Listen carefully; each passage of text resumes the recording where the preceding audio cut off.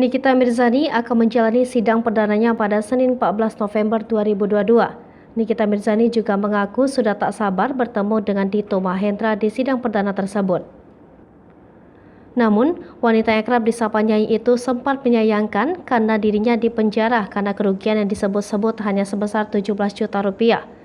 Dikatakan kuasa hukumnya Fahmi Bahmid bahwa dirinya kaget tentang kerugian yang muncul dalam kasus Nikita Mirzani. Menurut Fahmi Bahmid, dirinya meminta agar sidang dilakukan secara offline bukan secara online. Namun dalam posisi normal seperti ini, Fahmi Bahmid menjelaskan bahwa sidang harus dilakukan secara offline. Karena bagi Fahmi Bahmid, hal itu adalah aturan bahwa terdakwa harus hadir. Bagi Fahmi Bahmid, Nikita Mirzani saat ini sangat siap menjalani sidang. Fahmi Bahmid juga menegaskan bahwa Dito Mahendra diwajibkan hadir dalam persidangan Nikita Mirzani. Saat ini menurut Fahmi Bahmid, kondisi Nikita Mirzani dalam keadaan sehat. Saran dari rumah tahanan Nikita Mirzani dianjurkan untuk segera dirawat.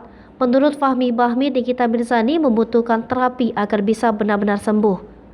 Fahmi Bahmid mengaku bahwa Nikita Mirzani sangat siap untuk menjalani sidang perdananya. Menurut Fahmi Bahmid, postingan pencemaran nama baik itu hanya sekedar postingan story.